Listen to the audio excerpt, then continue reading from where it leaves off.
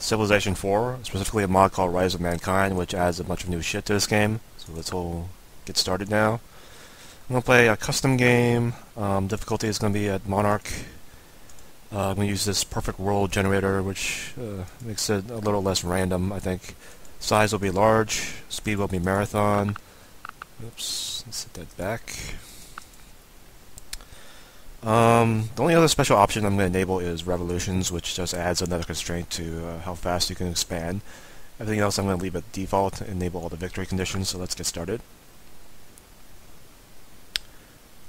So Rise of Mankind adds, I think the download is like 200, 300 megabytes. So what it does is it adds a bunch of technologies, civilizations, units, buildings, civics.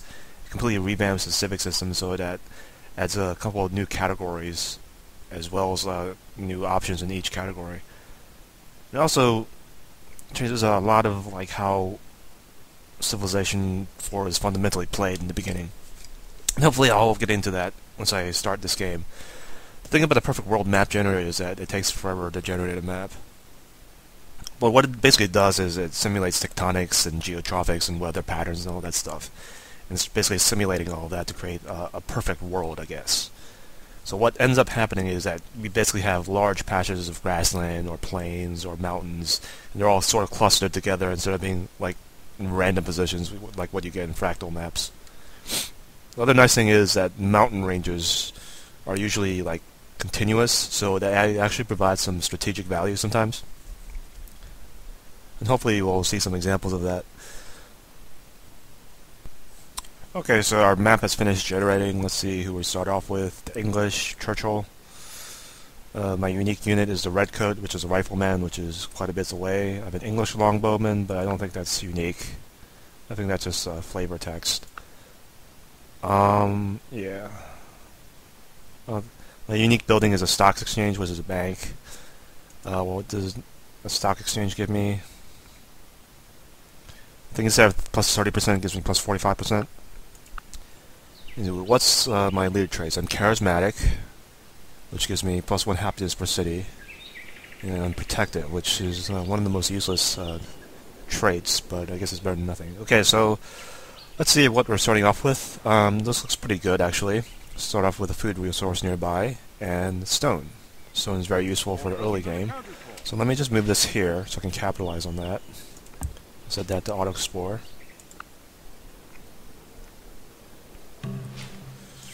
Let's find our first city. London. Oh, you always... Oh, well... I think I'll start off with the workboat, because I'll put some fishing boats on those crabs as soon as possible. And as far as text go, let's... So in Rise of Mankind, most of the initial starting resources are actually hidden. So for example, cows, deers, and pigs are actually hidden until you research the hunting tech. But since we're not going to find our second city for a while, I think we can ignore this for a little while at least. So let's just start with the wheel so that our worker has something to do. And then we'll beeline for masonry so we can put something on these stone tiles.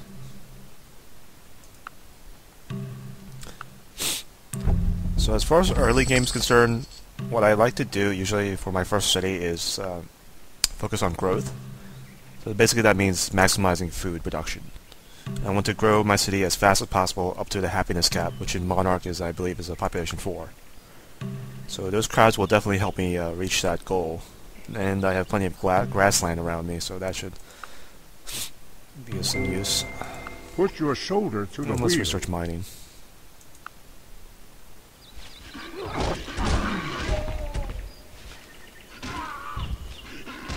Oh well, there goes my early scout.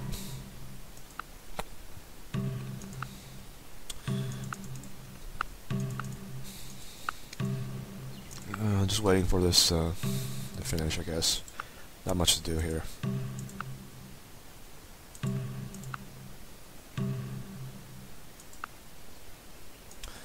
So one thing nice about generating workboat is that it doesn't take any food resources, so you can actually grow your city while you're building a workboat. So that actually works out pretty nice. Let's build masonry.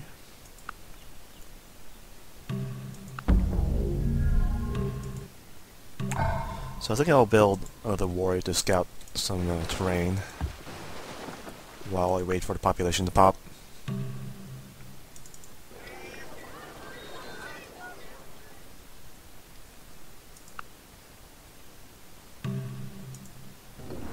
What am I doing?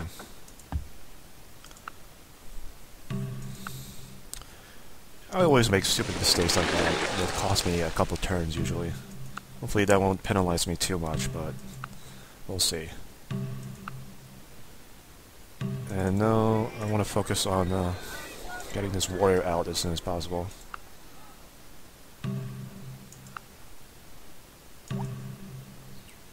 Oh yeah, let's keep those forests. Forests are always good. Okay. It is from their foes, not their friends. Now let's research these City texts that learned the reveal lesson some of building resources. high Like I walls. definitely need cows, deers, pigs, or sheep, which are all major food resources. So I'll start building a worker now. Send this worker out to scout. There's a warrior out to scout.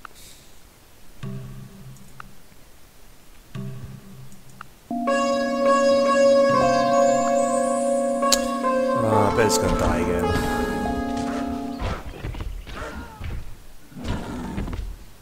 Oh, maybe not.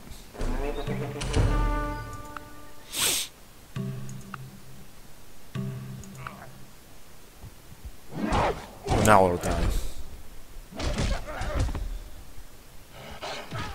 Yeah, warriors make very poor scouts, I think, because they're way too weak, even compared to animals. If you chase 2 rabbits, you will lose them both. Let's see if we have sheep nearby. Do I have any...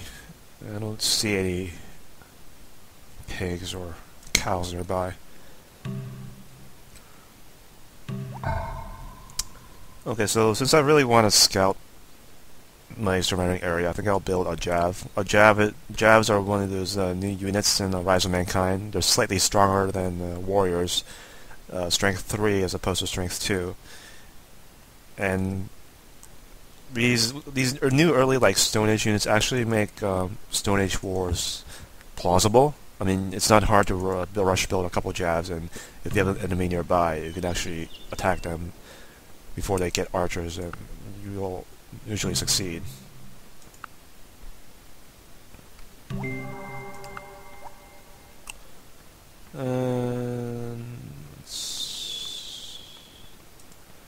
Let's get slavery up.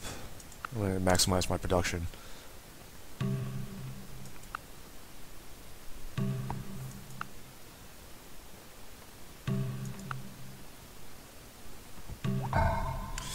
Let's build another worker.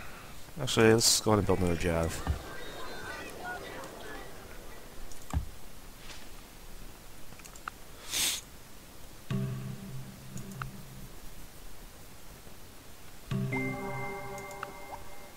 So slavery has some important changes in Rise of Mankind. In default stock, I think all it does is lets you whip units. But in Rise of Mankind, it also gives you a generic production bonus, generic research bonus, huge generic culture penalty, happiness penalty, and health penalty. But early on, I think it's worthwhile.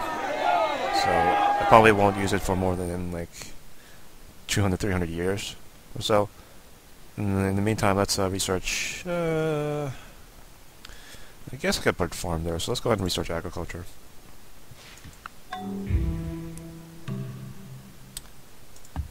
Okay, so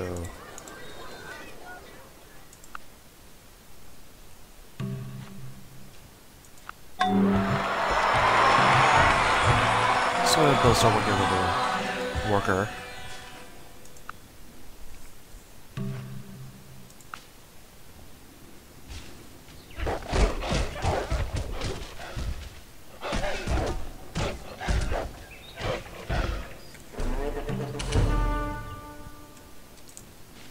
And really nothing to do but build mines here. That's early on.